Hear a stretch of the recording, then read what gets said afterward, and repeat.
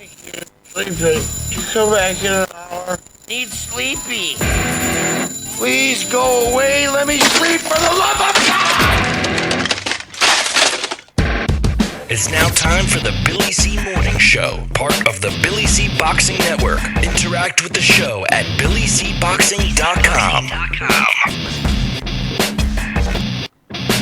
And we're coming to you live from the Billy C. Studios in Lake George, New York. I'm Bill Caligiuri, and it's time for the Billy C. Morning Show. Good morning, everybody. I want to give a special shout out to all of our viewers on Fight TV and Fight.tv. That's FITE.tv. For your handheld devices, glad to be part of your morning. We're glad to have you part of ours. Today's show is being brought to you in part by Sal's Neighborhood Pizzeria and Italian Restaurant located in St. Simons Island, Georgia. Check out the website, www.salsneighborhoodpizzeria.com, or give my man a call, 912-268-2328, 912-268-2328. And don't forget, if you're heading south for the winter, or if you're heading north for the winter, I don't know why anybody would want to, subject themselves to the winters up here in the north, and you're on I-95, don't forget, it's literally 15 minutes out of your way to stop by and see what all the hubbub's about, bub. Trust me, this will become a regular stop. And they got beautifully clean bathrooms, so you can use them if you need to. Mention this show and get a free cannoli with your meal. I strongly suggest you order a couple of pizzas and their dinner special and try to have a cannoli. And if you can't finish it, take it with you and snack on the way. www.salsneighborhoodpizzeria.com. Today's show is also being brought to us in part by GGG Boxing Magazine. And you want a free copy? I'll hook you up. Visit our website, www.billycboxing.com. Click on the JKJ Boxing Magazine, which is on the right-hand side, and follow the directions. And finally, today's show is being brought to you in part by my book, Tom Molyneux, From Bondage to Baddest Man on the Planet, is available right now where all good books are sold. I'm talking, you can get it right now if you want. BarnesandNoble.com, Amazon.com, Kindle, Nook, all those things. Find out why I am so adamant about getting history rewritten the correct way about my man Tom Molyneux, From Bondage to Baddest Man on the Planet. This was a guy that was born a slave, fought his way through freedom, for his freedom, I should say, and got robbed of the championship of the world in the heavyweight division way back, 100 years before Jack Johnson. And he's still getting robbed today, because of the color of his skin. Check out why this is a piece of American history, why this is a piece of boxing history, and why it's a piece of Black American history. Get your copy now. Find out why we got a 5-star rating across the board.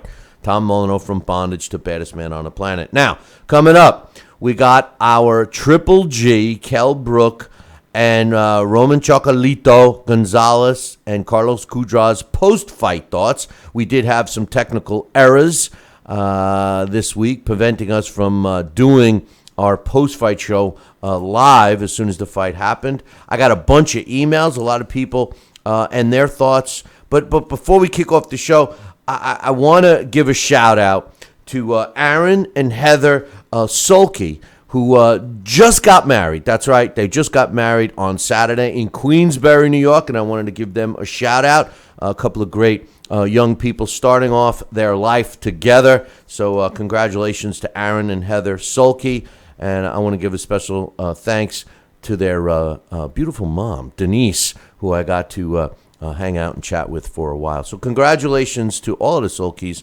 especially on Aaron and Heather's marriage that took place this weekend. And we're giving shout-outs for weddings. Joining me right now, my man, the myth, the legend himself, Sal Rocky Senecola. What's up, Sal? Good morning, Bill. How are you today? Oh, I'm not doing too bad. I'm probably feeling a lot better than both Kell Brook, Triple G, Roman Gonzalez, Carlos-Cuadras. I mean, all those guys might be a little battered today. A couple of really good fights we got to see this past weekend. Well, we got to see half of a good fight. Yeah, if you're referring to the stoppage by the corner in the Kell Brook Triple G fight, listen. What we know now that we didn't know fight night is the fact that Kell Brook broke his eye socket, and that kind of explains why all of a sudden he stopped throwing punches. I mean, listen, I got a lot of emails to read about this fight, but let's just start off with our thoughts. First and foremost, I thought you and I talked about it that night in the middle of all of our technical issues, but I thought Triple G, he claimed that there wasn't something wrong. One of two things. I mean, let's be real. One of two things. Either this guy isn't as good as I thought, or there was something clearly wrong. He was not himself. He seemed lackadaisical. He didn't seem to have the pop behind his punch. He was throwing the punches. They were getting in. But I think that Kell Brook looked fantastic. As a matter of fact, if Kell Brook decides to stay in the middleweight division, he announced after the fight that he was going to move to the junior middleweight division. I can't see any fighter in the junior middleweight or the middleweight division, with the exception of Triple G, that can beat Kell Brook. I really don't. This kid showed me a lot, Sal. He's got hand speed. He's got some pop. He's got accuracy. And if he and Canelo fought tomorrow, I'd put my money on Kell Brook. What's your thoughts? I'd put my money on Kell Brook as well. I'll tell you what, Bill, what you just said was 100% correct. And I think that part of what I feel with Kell Brook, he put on a great display of boxing skills. He showed his ring savviness and his intelligence. He definitely, I had a draw in one of those rounds, and I think he won the second round. So I definitely felt that he was in the fight. I thought that he definitely gave Triple G more than what I think Triple G was ready to bargain for. He made Triple G look vulnerable, as we said, look almost ordinary. And you and I said that, and we couldn't believe we were saying it, but that's what he made him look like. You're right, and ordinary is a perfect choice of words. I agree with you 100%. And let me tell you, just FYI, the fight was stopped in the fifth round. The corner threw in the towel. Kell Brook was getting battered. Okay, I mean, I can't choose a better word. He was, and he wasn't fighting back. That was the strange thing, Sal, because going up to that round after the first four, I don't care what Harold Letterman had to fight, and usually I agree with my man Harold a lot. But I had to fight dead even after that fourth round. When that fifth round started, my scorecard, which I'm looking at right now, said 38-38. I gave the first round to Triple G. I gave the second and third rounds to Kell Brook, and I gave the fourth round to Triple G, making it 2-2 going into that fifth round. I think ordinary. Triple G looked ordinary is a great description. He just and I will say this: the lack of defense, Sal. I mean, I was a little concerned. I mean, here I am bragging about Triple G, and he showed virtually no defense. And if he wasn't thinking that Kell Brook could hurt him, I think he learned that he made a mistake. Bill, 100%. I mean, he was vulnerable. He got hit. He got tagged. I didn't see him box his way in. I barely saw him use his jab effectively. He just looked like he was lunging in to try and land a shot. And yes, he came out. He was dominant in that fifth round when it did stop it. But I had to fight 39-38. I gave Kell Brook the second round. I gave him a draw in the third round. But I gave the fight, maybe Triple G was up by 1 point. At the stoppage point. Listen, the fight was close. Nobody has anybody that scored the fight like I had it, or had it 3-1, or had it 2-2, or like you had it 1 round apiece and an even round. Listen, you can't argue. The fight was close, and I just listen. I loved it while it lasted. I clearly saw that Triple G wasn't himself. And, I had asked you a question on Friday. I said when the word got out that a lot of people thought that Triple G might be under the weather, and I asked you, I said, if you're a fighter and you're under the weather and you go through with the fight, do you try to end it quickly because you know that you may run out of gas, you may run out of steam, whatever, and it looked like Triple G might have been thinking along those lines because as that fight started going, especially when they stopped it in the fifth, although he was landing punches, it didn't seem like Triple G was really hurting his opponent like he normally does. No, you're right, Bill. And, I'll even say that I thought Triple G was trying to jump on him the first round. I didn't think he was going to get out of the first round. I thought that Triple G, he clearly hurt Kell Brook in the first round, and I thought he was going to try and put him away. He didn't, and which led to the rest of the fight. But, Triple G looked like he tried to jump on him and catch him early. Yeah, maybe he was and under the weather. Due to his not feeling well or being under the weather. Who knows? Yeah, well, they claim no. I will break that down a little bit later. We got a bunch of emails. One thing I just want to throw out there before we get rolling here, Sal, is the fight after the Triple G fight later on Saturday night. Roman Gonzalez beat Gonzalez-Cuadras in what I think was. I mean, to say it was an entertaining fight was an understatement. I just want to know how these two guys kept up that pace for 12 rounds. I mean, listen, we've seen fighters keep up an outrageous pace for an entire fight, but these two guys were landing some bombs on each other. I was shocked that no one hit the canvas, and both fighters were stunned in this fight. I mean, does Roman Gonzalez solidify his spot as the current number one pound-for-pound fighter in the world, in your opinion, or what? Yeah, he fights my kind of fight. That was my style. That was what I love to see. This guy, both those fighters that night, displayed heart, displayed passion, displayed love for the game, and displayed their unyielding desire to win at all costs. And I mean, this was a classic fight. I loved it. It was everything I thought Triple G would be, and at times 10. And I loved it. It was a great fight. And Roman Gonzalez, I'm going to have to say right now, little Chocolito, pound for pound, he's got my vote right now as being one of the best out there today. Well, let me tell you something. What I love about this kid is he challenges himself, and he's proud to do so. It's in this sport, which has become safety first. And, it seemed like that was, when I first talked to you Saturday night, I said that the Kell Brook stoppage was a clear indication of how boxing has become safety first, where a fighter does not care about the outcome, where a fighter does not care about the fights, the fans, I should say, the fight itself. Nothing. The sport, the history, they think about safety first, and I thought that that was indicative on Saturday night.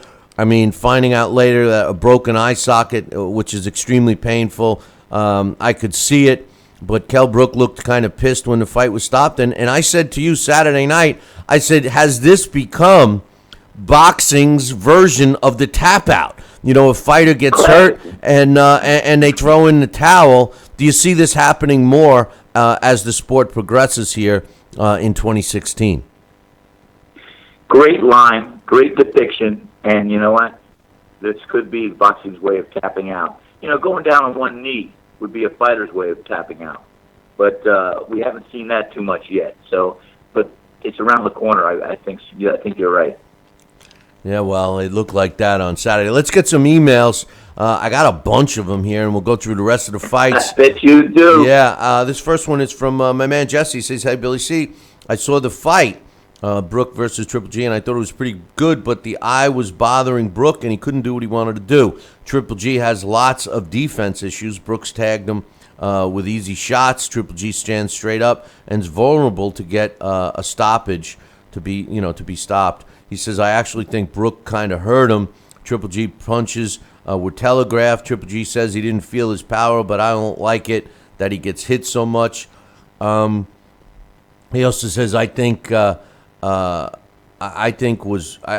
was right. He did throw Triple G he's saying about Kell Brook, said that he hurt him, and he said he thinks that Kell Brook was right. He did hurt Triple G, and his legs did buckle. I think Brook was trying to get Triple G to gas out. Both fighters need to improve their defense. I agree with Jesse. I think that in this particular fight, Triple G was very hittable, and it looked like both of the fighters seemed to be gassing out Sal. Did you see that? I saw that, Bill, and I will tell you this. In different incremental times of the fight, each fighter was hurt by the other.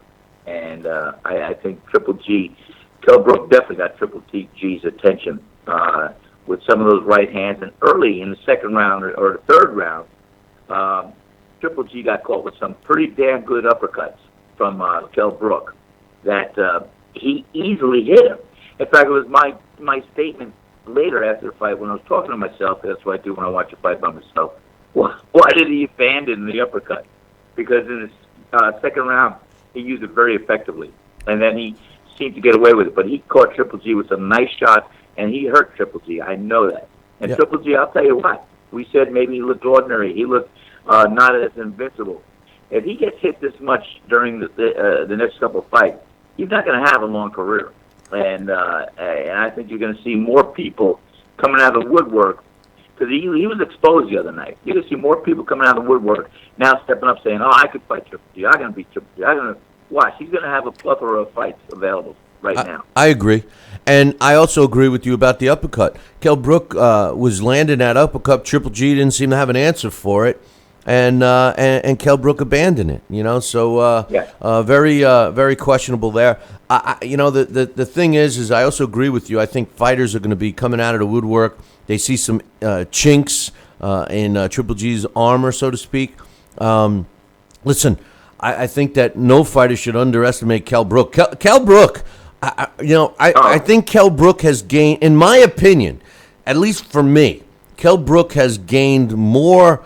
I don't know, recognition, or he's risen higher on my top list of top fighters in the loss than most fighters do with wins. I'm sorry, I love this guy, and I hope a lot of people do as well. It's unfortunate, and you got to give credit. I mean, listen, we can dissect and give all the negatives about Triple G's performance, but at the end of the day, he was the guy that delivered the punch that busted up the socket of Kell Brook's eye. So I mean, at the end of the day, even not 100%, Triple G got the job done. He stopped the guy. I mean, it wasn't the way we wanted to see it, but at the end of the day, the record shows win by TKO. So you're right, Bill. Now, I was going to try to reiterate that same thing, because a win is a win.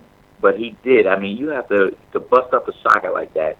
You have to throw with the glove and the percussion of what that's going to do when it collides. You got to have some damn mighty force behind it.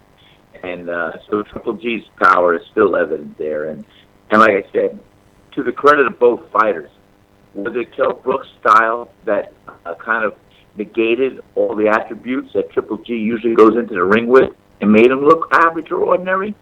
But then again, was it Triple G fierce warrior heart and his power that he could sum up and come together that really did ultimately, he stopped Kell Brook. One way or the other. It wasn't pretty, but he stopped him. That's the end of the day. That's what the record says. We got some more emails. This one's from Dan. He says, hey, Billy C., I was seriously disappointed that you were not able to do your post-fight show on Saturday. Don't let that discourage you from doing the post-fight broadcast in the future. After their respective victories this weekend, both Triple G and Chocolito's faces were red and swollen. It seemed like defense was not a big priority for either fighter. So my question is this: can fighters be defensively irresponsible and still considered to be the best pound for pound? Wow. That's a good question. Thanks for the question and email, Dan. Do you think a fighter that lacks, or at least shows lack of defensive skill, should be discussed as a pound for pound? That's a really good question, Sal. And I'd have to say this off the top of my head: if you want to be considered a pound for pound top fighter, I think you need to possess everything. I think you need to possess a solid offense, a solid defense, good movement. I think you should not be allowed to be considered pound for pound with one, super attribute and not so good in others. I think he brings up a great point. What do you think? Fantastic point, and I agree with him 100%. A fighter, pound for pound, I would assume when we put a fighter's name into that ring, no pun intended, for being pound to pound, that means he's a complete fighter. That means he's got defensive skills. That means he's got an arsenal that can hurt.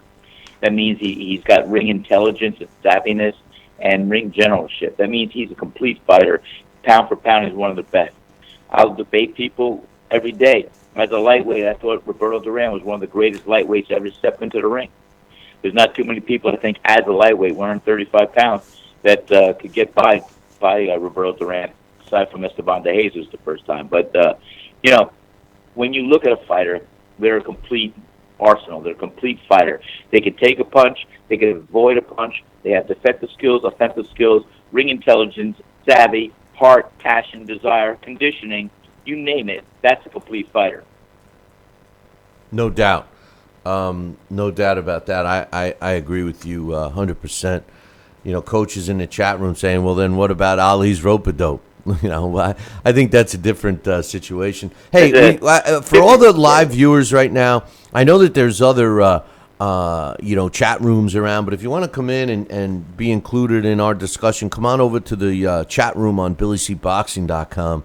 It's real easy to get into, and there's some other people in there. I think you'll enjoy the conversation. Got some more emails, Sal. Let's get these done here. Angel from Madison, Wisconsin. It says, Hola, Senor C. Saturday night, I had the choice of going to a UFC fight party or a boxing party. The problem was that I was invited by my girlfriend to attend her friend's UFC gathering, but I had to man up and say no. All right, Manny. My man Angel, he stands up and says no to the girlfriend. That's pretty ballsy by my man Angel. He says, I grew up in boxing and Triple G was fighting. Although she was upset, she actually enjoyed the Triple G Brook fight. All she knows about boxing is Mayweather because he's always on Twitter with money. But it all worked out. She's now liking boxing, and we had a blast with my crew. Triple G reminds me of Trinidad. Both cut off the ring. They have punching power, bring excitement. Glad to have fights like Triple G and Brook. We need more like this. And we got one right after that, Angel, with the big fight that Sal and I have been talking about, Chocolito against Cuadras, which was also an extremely exciting one. Thanks for the email. And I'm glad you stood up and said no to that girlfriend of yours. No disrespect to her.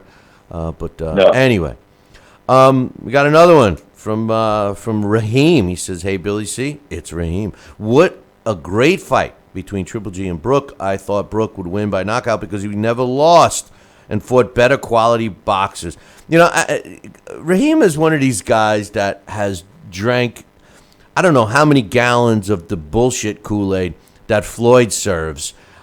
He says, I thought Brook would win by knockout because he's never lost and fought better quality fighters. First of all, I guess he never looked at Triple G's record because he never lost either. And I totally disagree about the level of opposition. Triple G has fought more top 10 fighters than most that are active today.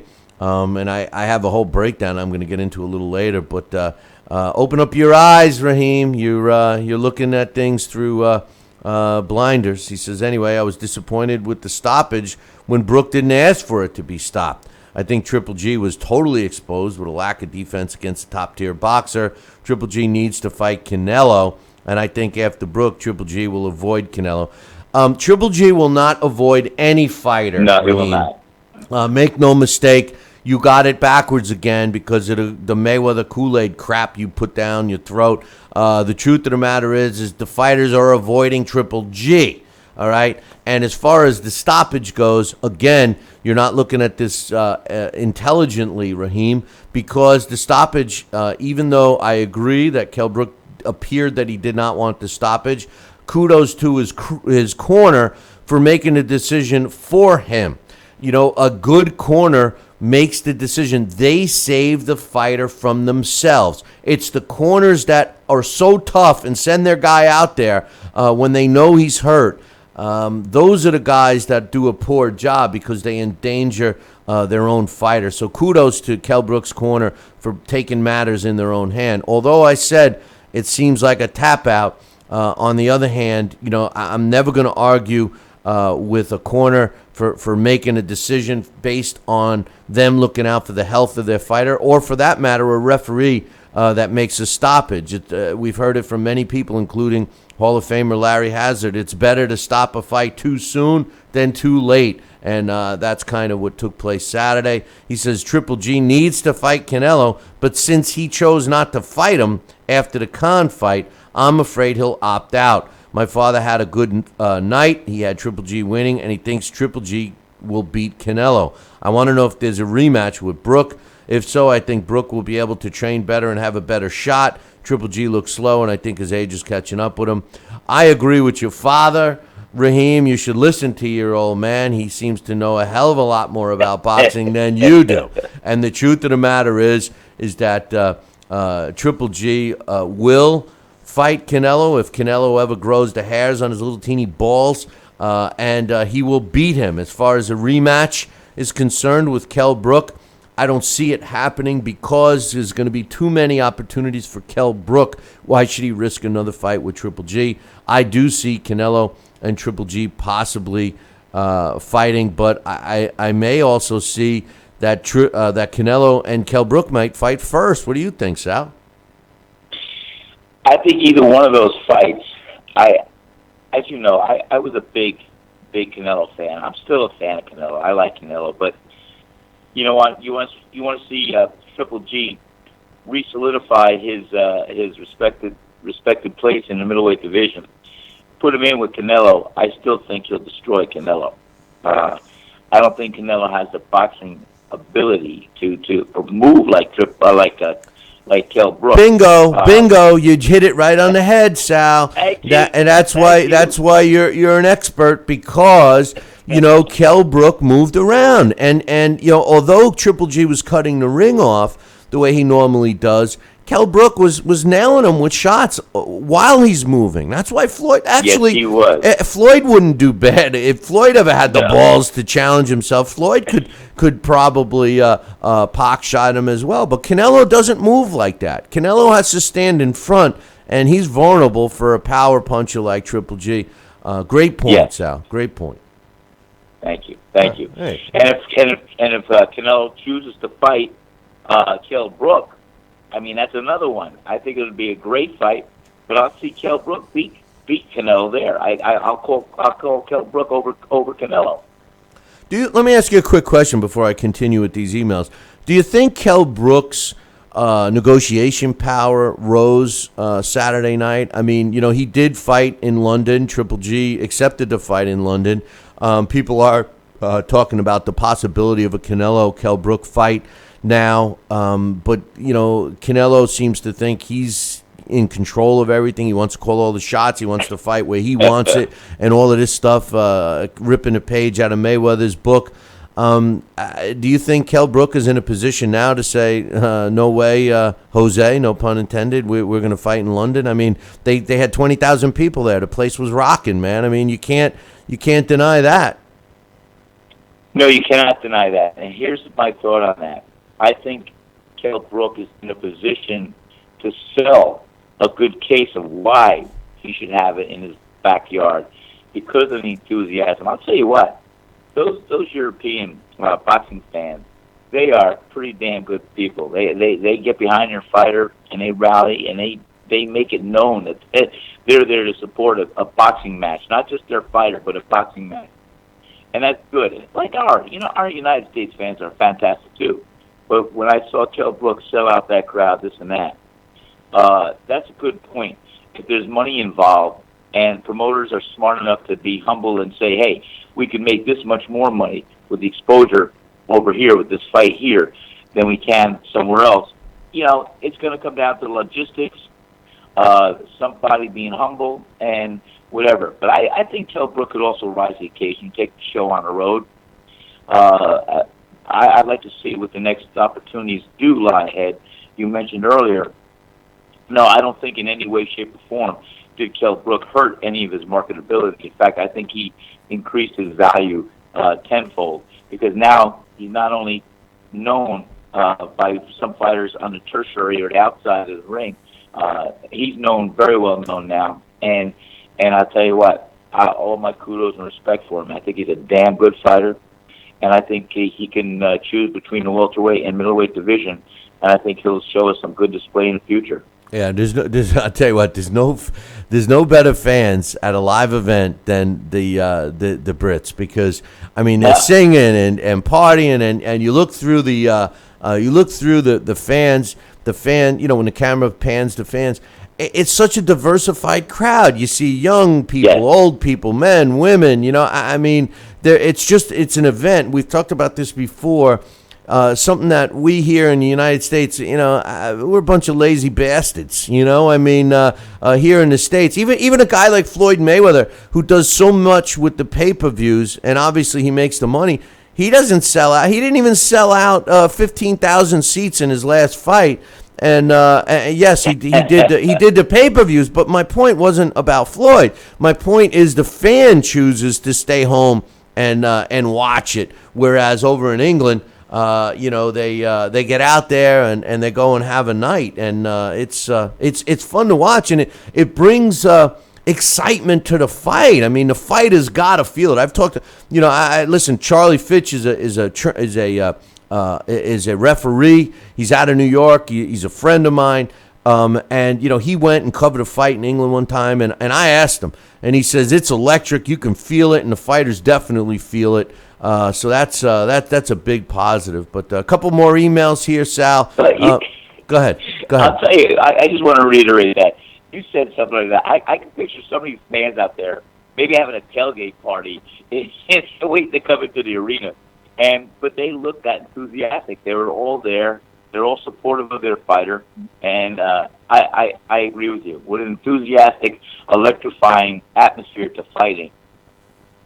Yeah, we'll see. Now, Daniel Jacobs was challenging somebody in the chat room just mentioned that, and that was one of the things I have when we get to the fight results. Daniel Jacobs challenging Triple G. Triple G will destroy Daniel Jacobs. Daniel Jacobs is such a fraud. I mean, he's a great story, and he's got really good. I think he's good skill set wise, but he's got no chin, and the guy has fought nobody. Sergio Mora in that fight looked as shot of a fighter as I have seen in years. I don't think I can even recall who looks more shot than him in recent times. I'm talking about Sergio Mora, and Daniel Jacobs once again pounding his chest, saying he's the best middleweight. He wants Triple G. He's gonna step in the ring with Triple G and wake up a week later, and he's going to say, what happened in that fight? And people can say, hey, you better watch the video, But anyway, Chris from Canada says, Kell Brook versus Canelo Alvarez at 155. Does that fight happen in 2017? Let me tell you something, Chris. Wow. Kell Brook said he wants to fight at 154. I personally think that he could do damage in either division, 154 or 160. The fact that Canelo wants to fight at 155 is total BS. Oscar De La Hoya said last week that their plan is to move him slowly so he's a legitimate middleweight, which we all know is BS. The guy walks around at 170 pounds. He has the ability to dry out. If they try to make that fight at 155 and Kell Brook has to fight at 155, I don't think that particular fight is going to matter. I think Kell Brook beats Canelo. If I'm Canelo, I have to fight Triple G because of the money. It has to make financial sense. He'll make more money fighting Triple G than he will Kell Brook, unless he's got the balls to go to England, which I don't think he will. So it's going to be interesting to see what happens over the next few months. Another email. This one's from, speaking of Canada, this one's from Brett from Canada. He says, hey, Billy C. and Sal, I can honestly say that I'm not surprised that Triple G knocked out Brook on Saturday, even though Brook was the bigger man and he had better hand speed, which is a great point. Although Triple G had an inch in height, it clearly looked to me that Kell Brook was way bigger than him, frame-wise. His arms were bigger, his legs were bigger. He just seemed like a bigger man in that ring Saturday, Sal. Yes, he did. He was looked more muscle mass, and I guess Triple G. He's strong, he's solid, but he looks a little soft at some time. But I'll tell you, Kell Brook just looked like a bigger frame, a bigger guy, stronger guy. But then again, as I was saying, even though Triple G is maybe a half inch or an inch taller, Triple G fights. He shrinks himself. That's why in the past he's been so evasive or hard to hit. He's been able to get the momentum and come out of that stance with the momentum and using the feet, the hips, the waist, the shoulder to actually coil up and unleash the power. And that's what we didn't see the other night. Brett goes on to say he caught Triple G, meaning Kell Brook, caught Triple G with his better hand speed a few times. It was a matter of time before he felt the power of Triple G. It would be interesting to see if Brook stays at middleweight, since Triple G said that really is not his weight class. I thought that Kell Brook looked pretty damn good at middleweight. I think it's more of a weight class for him than it is for Triple G. I don't know. Triple G is not a big, all these guys that make it seem like Triple G is this big monster middleweight. He's not. I think it was evident Saturday. He says, after I had a hard time staying awake watching the snooze fest between Mora and Jacobs, I was happy to hear that Jacobs wants Triple G next. I want Triple G to knock out Jacobs into next year and add the WBA title to his collection. Then all he will have to do is fight Saunders, and all the belts are his. With the chance to get all the belts and possibly more money, I can only hope Sanders steps up.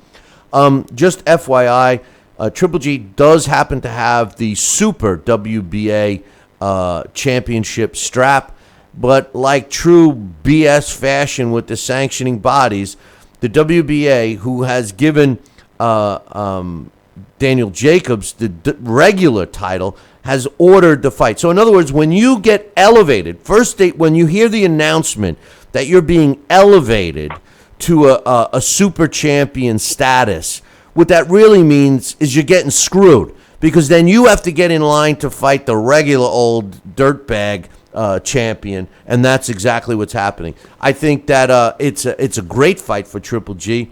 And Daniel Jacobs will not last 6 rounds with Triple G. He will be knocked out and seriously hurt. And I don't even care if it's the same Triple G that showed up to fight Kell Brook, under the weather Triple exactly. G. You said, Billy.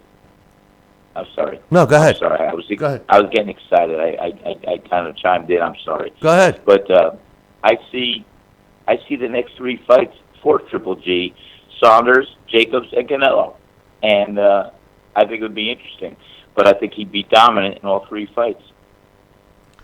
I think that Daniel Jacobs is in for, if Triple G does fight him, he's in for a good old fashioned ass whooping behind the tool shed, beaten. So we'll see what happens, and I too hope for it. It's not that Daniel Jacobs is a really nice kid. And it's a really feel-good story with him beating cancer and everything else. But I just have a huge hang-up with any fighter that pounds their chest like they're a real badass after fighting nobody. I mean, even Andy Ruiz is making it seem like he's a badass now because he beat up a 150-year-old Yaya Lawrence the other night. We'll get to that in a minute. Time is flying by. Brett goes on to say, I absolutely loved how Gonzalez kept pressuring Cuadras on Saturday.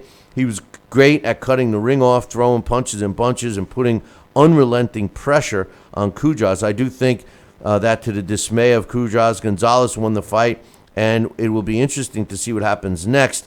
Maybe a fight with Inoue. Best part is he's only 3 wins away from tying Marciano and Mayweather's record of 49-0. They are talking about an Inoue fight. I wouldn't mind seeing a rematch with Cuadras. I think Cuadras was an extremely underrated fighter, even though we had him ranked pretty high in our rankings. The guy was good. He showed a chin. He showed a lot of heart. And I love him. I became a big fan of Cuadras. I thought Gonzalez won the fight, but I thought Cuadras did a fantastic job. I wouldn't mind seeing a rematch. As far as the 49-0 record, keep one thing in mind. There's been a lot of fighters who started off their career well more than 49 wins with no losses. They just kept going until they finally lost. This record is kind of a record with an asterisk next to it.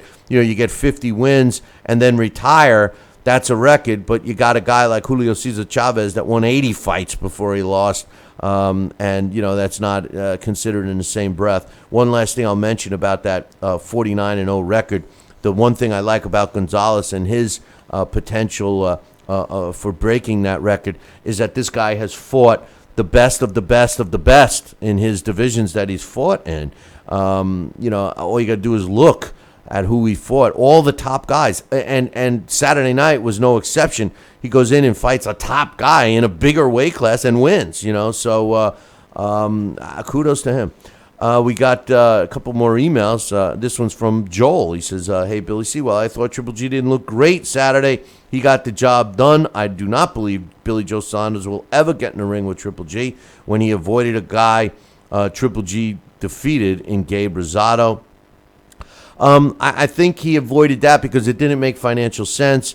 Remember, they did offer him $3 million to fight Triple G. He walked away from that. Should he get another offer in that neighborhood or $1 million more or something like that, listen, at some time, money should make the difference. And, a life-changing purse is always a good one. So he says, with Kell Brook moving up to 154, do you think Canelo would bother to get in the ring with him? I don't think many guys are going to want to fight Brook now after how solid he looked in losing effort to Triple G. I agree. There is a lot of people talking about Canelo fighting Kell Brook. I think Kell Brook beats Canelo. Sal, you and I talked on the phone after we couldn't get the broadcast going on Saturday, and I honestly think that in between welterweight and middleweight, the only fighter that Kell Brook cannot beat right now is Triple G. I think he beats every other guy in those three weight divisions: welter, junior, middle, and middle. What do you think? Billy, I share your same thoughts, pal. I'll tell you what. I see, whether it's at 154 or 155, I see Kell Brook doing something similar with his style. I think a boxer will give, a true boxer with a pop, will give Canelo all that he wants and more, and all that he can handle and more. And I love Canelo. I'm a fan of Canelo. But I just think when you put on an even playing field, what I saw in Kell Brook the other night, like I said, his value rose a lot in my book. And as you said, too, there's very few fighters, I think, that could give him the kind of opposition that he can't handle at this point in those weight divisions. And I think he'll beat Canelo at 154 or 155. But I'll tell you what, these fighters better get their balls back and fight at the damn weight that you're supposed to fight. I don't like these catch weights. I don't like any other weight. You want to fight, choose a weight class that you're going to fight in. You fight that weight class. I just got a great question in the chat room from Wow, and he says, does Kell Brook beat Demetrius Andrade at 154? Great question, because I think Demetrius Andrade. That's a great question. Yeah, I think Demetrius Andrade might right now be one of the top junior middleweights out there. My answer is yes. I think Kell Brook beats them all, and I love Demetrius, but listen, Kell Brook is a strong guy, man. I mean, no disrespect to Demetrius, but he doesn't punch like Triple G, even a weathered Triple G, So I don't know. I think Kell Brook proved a lot. And remember, Kell Brook beat Sean Porter, which is an aggressive power punching guy as well. So my answer is no. I don't think so. Not now. Not if the same Kell Brook that fought Saturday steps in the ring. One last point from Joel. He says, I was happy the Giants got off on the right foot, eking out a victory in week one over their rival Cowboys. But I was curious if you would tell us what you were excited and disappointed with in week one of the 2016 season. I'm going to get to. I was extremely disappointed in the Jets. They showed a lot of vulnerabilities, and Fitzpatrick is one of the big reasons. I said that they shouldn't give him the money. He's not good. Clutch time, he throws an interception at the end of the game. Their kicker missed an extra point and a field goal that could have been the deciding factor of the game. So my biggest disappointment, of course, is with my own team, the New York Jets. I got to give the Patriots, although I hate them more than anything, and then the Giants are right next. But I got to give the Patriots credit for beating a solid Arizona Cardinal team with the backup quarterback who never threw a pass in the NFL, Garofalo. So looks like we'll be battling New England. The AFC will be battling New England all year. So all of the AFC teams. Thanks for the email, Joel.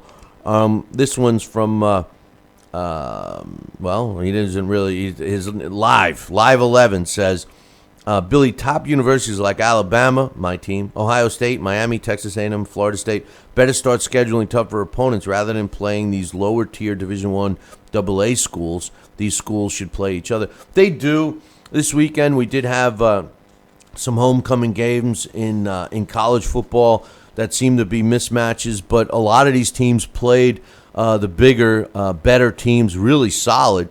Like the Alabama game. I mean, they won, but they made it interesting.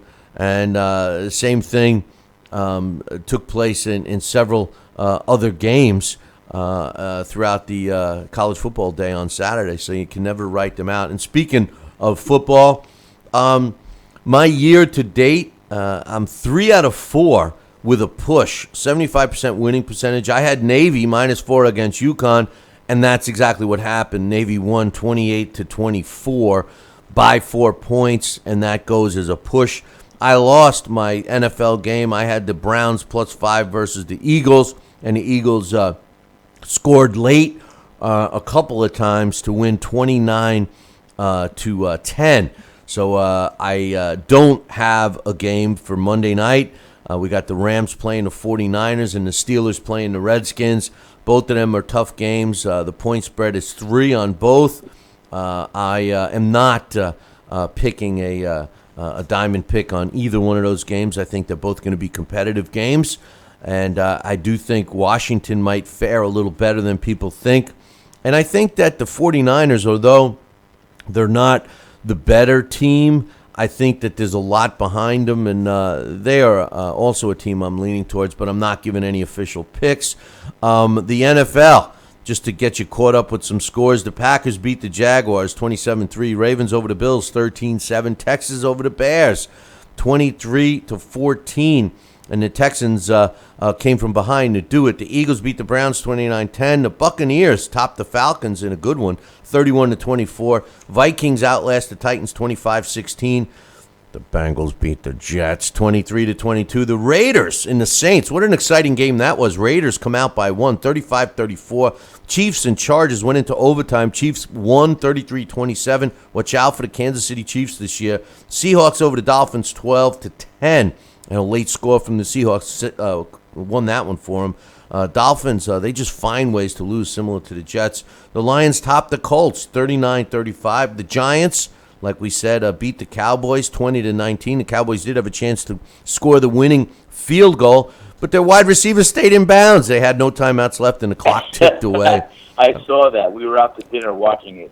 Unbelievable. And, I loved it. These guys just have to know. You got to say it in the huddle. Listen, you catch that ball, get the hell out of bounds. Get the hell out of bounds. He turns it up too. He could have made it right out. It didn't matter whether it was 4th down or not. He was trying to get the first down, and it didn't matter. They would have at least had a shot at a 56, 58-yard field goal that the guy made earlier in the game. I mean, instead they end up with Ugats. You know what Ugats is, right, Sal? And like I said, the Patriots topped the Cardinals in a thriller, 23-21 in the late game. Now, just to get you guys caught up with the Major League Baseball playoff race, currently this is the way it stands. In the AL East, Red Sox are in first place. They got a 2-game lead, but here's the situation. Both the Orioles and the Blue Jays have the wild card spot. They're right behind them. And then the next team is the Yankees, who's 2 games out of a wild card spot. So, very tough AL race going on, and most of it is in the East. Now, when you look at the Central, the Indians got first place by 7 games. And the Tigers, they're battling with the Yankees, Blue Jays, and Orioles. They're 2 games out of the wild card spot. And over in the West, we got the Rangers in first place by 9.5 games. The Astros, 3.5 games out of the wild card. So we got a lot of stuff still to be determined in the AL. What about the NL? Same thing. The Nationals are in first place in the East by 9 games over the Mets. But the Mets, they're in the wild card hunt right now in the last spot by a big old half a game. In the Central, the Cubs are in first place by 16 games. They're pretty much coasting to that division title. The Cardinals, that's the team battling with the Mets. They're half a game out of the second wild card spot. When you look over in the West, the Dodgers are in first place by 3 games. And the Giants, they're a game and a half comfort zone in that first wild card spot. So a lot of Major League Baseball still yet to be played, Sal, and it's getting pretty interesting. All of the sports that we got going on between baseball, the Major League Baseball playoff race, football kicking off, the college football season in full gear. The Georgia Bulldogs won again in a close one. In a close one, that was one of those those Division A, Division I, AA teams gave Georgia a scare, but Georgia came and won. And Chubbs did not get his 100 yards, which was the first time in a long time. But anyway, real quick, Triple G stops Kell Brook when his corner throws in a towel. He officially gets a TKO in the 5th round. He improves to 36-0 with 33 knockouts, 23 coming in a row. Kell Brook loses for the first time in his career. He's now 36-1 with 25 knockouts. At the end of the fight, Kell Brook said, "My trainer was looking out for me. He's known me for a long time. I think the eye injury may be bad, but if I lose, I want to lose by getting knocked out. I'm not sure what I'm going to do next, what weight I'm going to fight at. I think I need a little more time." Triple G says, "I wanted a big drama show.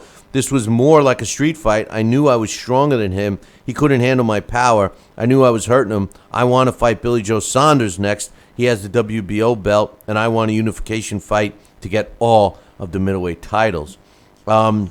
Later that night, Roman Chocolito Gonzalez improved to 46-0 with 38 knockouts, and he picked up the WBC super flyweight title from Gonzalez-Cuadras, who loses for the first time in his career. He's now 35-1-1 with 27 knockouts. The way the judges scored that one, 117-111, 116-112, and the closest score, 115-113. I love that fight, and I love Chocolito. There's no question about it.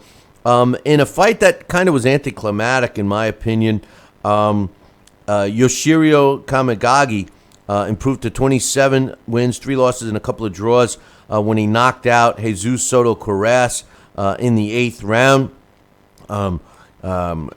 Soto-Carras didn't make it back to his corner, but his corner waved it off. He looks like a done fighter.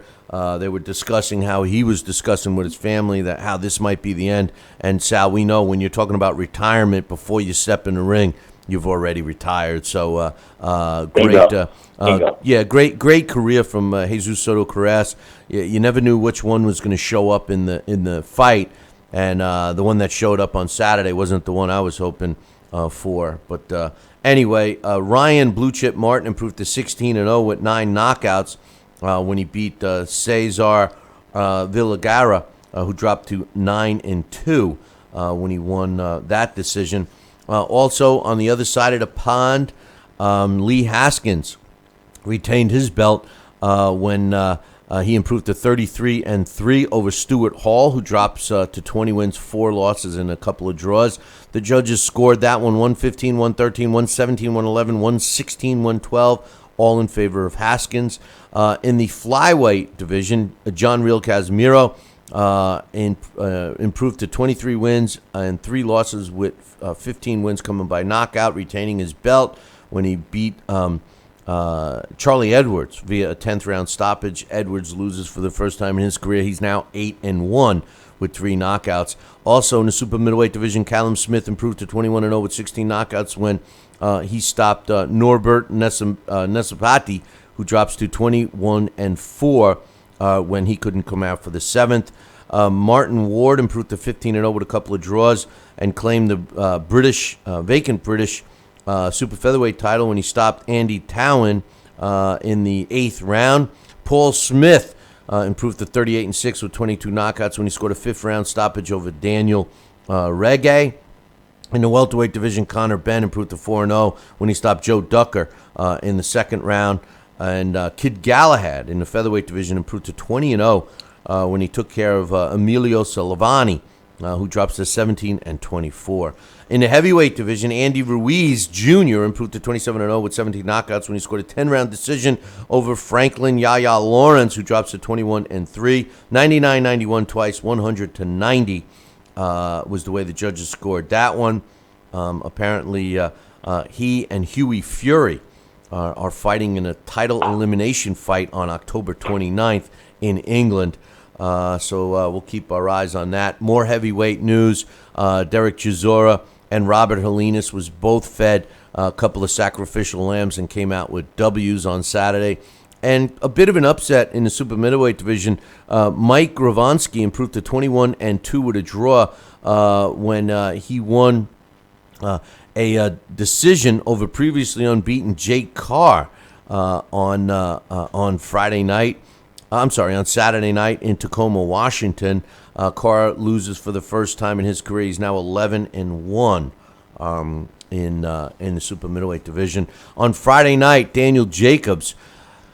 Oh, Danny Jacobs beat Sergio Mora, 7th round stoppage. Sergio Mora, listen, if you've never known what a shot fighter looks like when they're actually fighting, if you dare to, go try and find a replay of this fight. It is a snooze fest, but Sergio Mora is done with a capital D.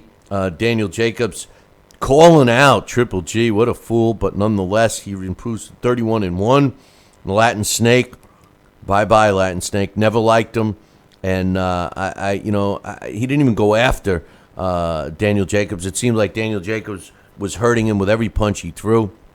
So what are you going to do? Jacobs says, I wanted to prove to the world that I'm the best middleweight in the world. If Triple G wins, which he did, that's who I want. He does want to plan. He plans on fighting in December in Brooklyn, and he wants to fight Triple G next. Mora says, I'm not going to take anything away from the victory.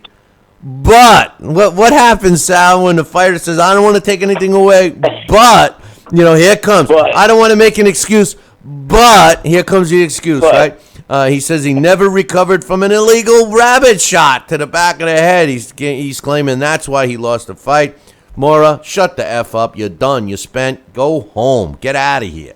But in a really exciting fight on the undercard, Robert Easter Jr. Takes care of Richard Comey. This could have ended up as a draw.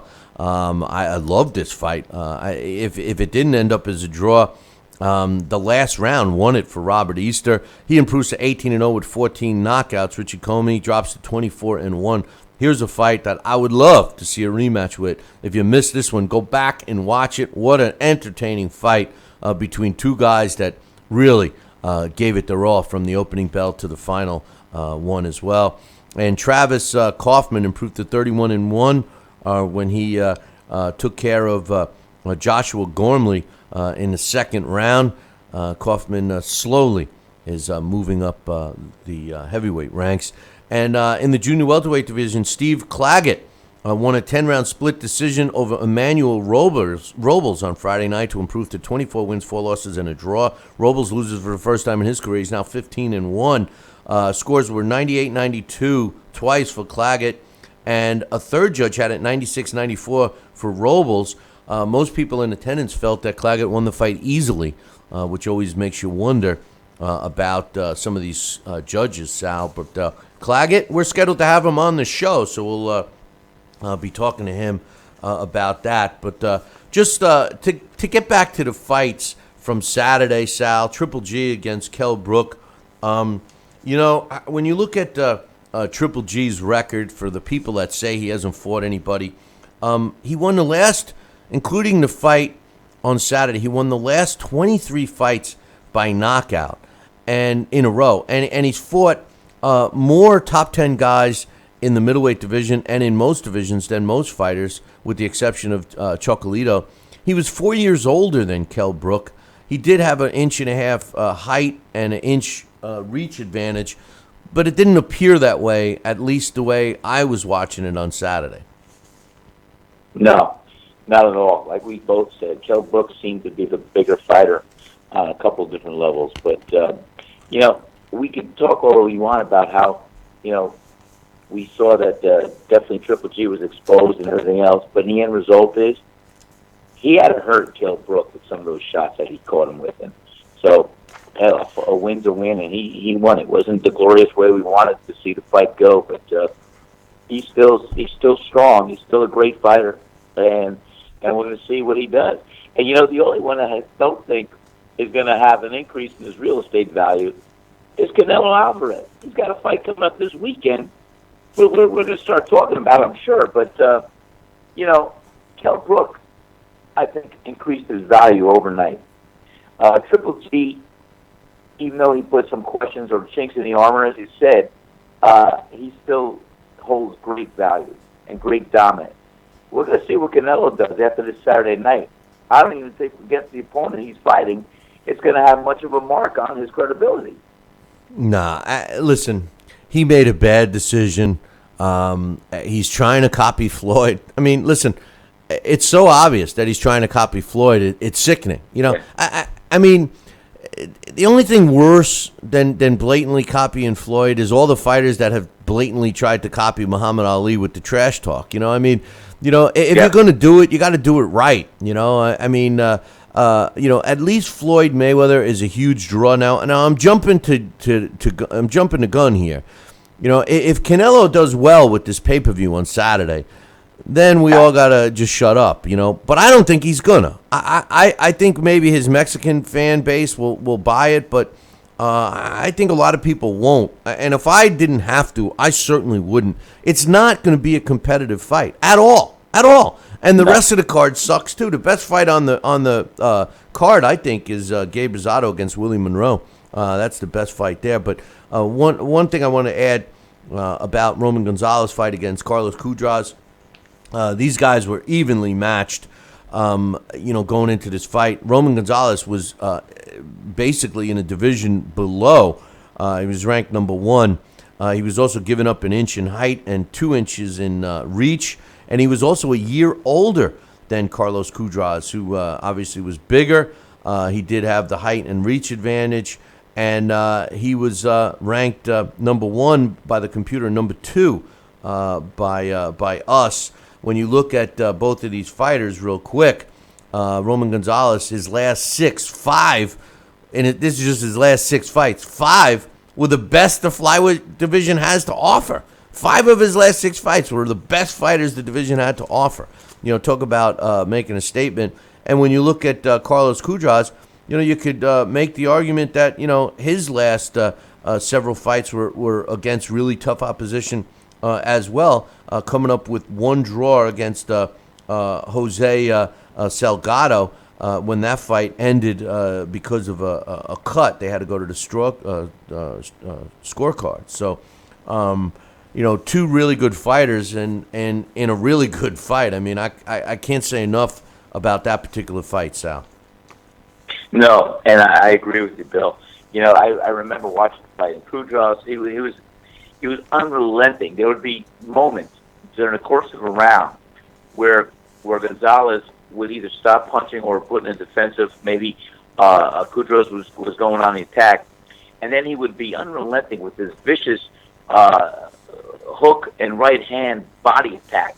He just throw these punches to the body, and I said, wow, this guy could sustain that kind of attack. He's going to give Gonzalez all that he wants. But he did sustain it. But to Gonzalez's credit, he absorbed it, he countered it, and he came on and won. I mean, it was a great fight. 2 credible fighters, both having the heart of a champion, both having the desire, the passion, the conditioning to go at the pace and the level that they both did. I'm telling you, it was one of the greatest fights we saw in a long time. One point I want to make is that you're right. Cuadras landed some horrific body shots that clearly hurt Roman Gonzalez. Now, in his last fight that I think we all saw at your place, it looked like Gonzalez got hurt by some body shots there. Now, in the post-fight interviews, Gonzalez said that he was not hurt from the body shots, but he did feel the ones to his head. I don't know. He did seem to buckle up. If there's one weakness, if there's one kryptonite for El Chocolito, it's got to be his body. It seems like he's been vulnerable there more than once. Yeah, and that's what I'm saying. And this guy, I think, knew the same thing because he put on an unrelenting attack, and it looked like the left hook looked like a right hook. He looked like he was just trying to catch him on his side, and he caught him with a few of those shots. So to Gonzalez's credit, he withstood the barrage of those punches. Yeah, so we'll see. Couple of good fights. Great fight, Bill. Yeah, great fight. Couple of great fights we got to watch, and this weekend they got a tough act to follow. There are some decent fights coming up that we'll get to later in the week. And speaking of later in the week, tomorrow Dax Khan is going to join us for a little bit, give us this lowdown on what's happening in social media. Wednesday, we got Boxing Hall of Famer Larry Hazard joining us. We'll get his thoughts on these great fights from this past weekend and a preview on what to expect this weekend coming up with Canelo going up against Liam Smith. And we also got our blast from the past this week. I think you're going to like this one. Bobby Ches is who we're going to be doing for our blast from the past. Chappie. That's right, Chappie. You know, that's one of his nicknames. He also had another. Do you remember his other nickname? Depending on what female said it. No. I love Bobby. I talk to Bobby every couple of weeks. Bobby's a great guy. His nickname. Bobby and I used to tour the United States boxing team, and I think we went up to Canada together. Our fathers hung out together, and Bobby and I go way back. And Bobby and I used to spar off of Squirrelwood Road in West Patterson, one of Duga's gyms above the Sausage Factory, and Bobby the Warrior. He's just a hard puncher. I love Bobby. Bobby's a good guy. His other nickname, aside from Chappie, was Matinee Idol. You ever hear that one? Thank you. He was known as the Matinee Idol. Yeah. And I'll never forget, boy. You know, one of his springboards, the fight that I think only, a fighter, he can improve and he can take stock in what he has to learn, and he could either, like fight or flight, he could either be downgraded after he has an adversity or so, or he can increase his value. And, Bobby Ches, I'll never forget because I watched it on TV live. When he was in the ring for his first real big nationally televised fight against Mustafa Hamsho, he really didn't perform the Bobby Ches way that we all expected. But in doing so, and in that defeat, he learned so much that it unleashed the Bobby Ches that evolved and grew to be the Matinee Idol and the guy that we all loved as a fighter because he had a heart, a punch, and a desire to win at all costs. And he wasn't afraid to fight anybody. He challenged himself well above and beyond what a lot of people thought he could have handled. I'm actually here in the studio.